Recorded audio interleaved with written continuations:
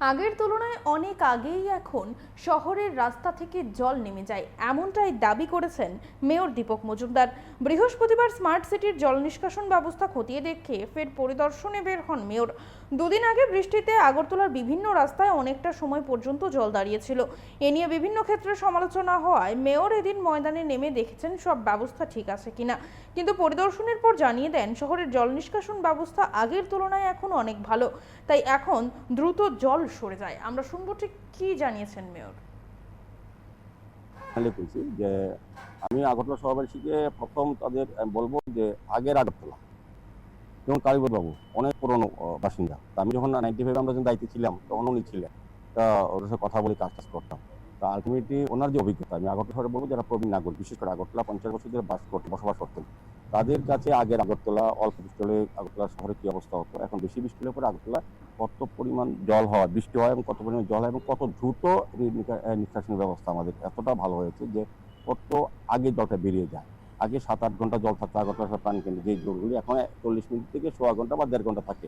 গত বর্ষাতে একটু বেশিক্ষণ ছিল, বৃষ্টির পরিমাণও বেশি হয়েছিল।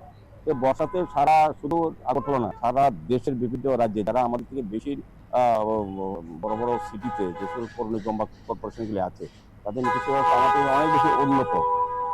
কিন্তু তারপর তাদের এখানে অনেক বেশি দিন বা বেশি ঘন্টা জল থাকতো। আমাদের বরং আমি বলবো স্মার্ট সিটি মিশন যে কাজ করেছে বা আমাদের পৌর নিগম বা পূর্ত দপ্তর বা সরকারের যে ব্যবস্থাপনা অনেক ভালো, যে এখন কিন্তু বেশি বৃষ্টি হলেও অল্প সময়ের মধ্যে জল সরে যায়। কাজে আমি আগরতলা সভাপতি বলবো, বিরোধীরা যে কথাগুলি বলেন তাদের বিরোধিতা করার জন্য বলেন, আমি বলবো তাদের শহরবাসীকে বিভ্রান্ত করার জন্য বলা হয়। শহরবাসীকে আমার অনুরোধ থাকবে, আপনারা গত 7-8-10 বছর আগে আপনার এলাকায়, আপনার মহল্লায়, আপনার আগরতলা শহর, আপনার বাড়িঘর বা রাস্তাঘাটের অবস্থা কি ছিল, আর এখন বর্তমানে আগরতলা পৌর নিগমে স্মার্ট সিটি কাজ করার পর, আগরতলা পৌর নিগম কাজ করার পর, নগর দপ্তরের সহযোগিতা, প্রত্যেকের সহযোগিতা, আগরতলা মানুষের নাগরিক পরিষেবার ক্ষেত্রে আমরা কি কি কাজ করেছি, এই যে ডিফারেন্সটা কখনই দেওয়া হবে, এটা বলার দরকার নেই। বিরোধিতা বলবে, তাদের কাছে তার কিছু নেই।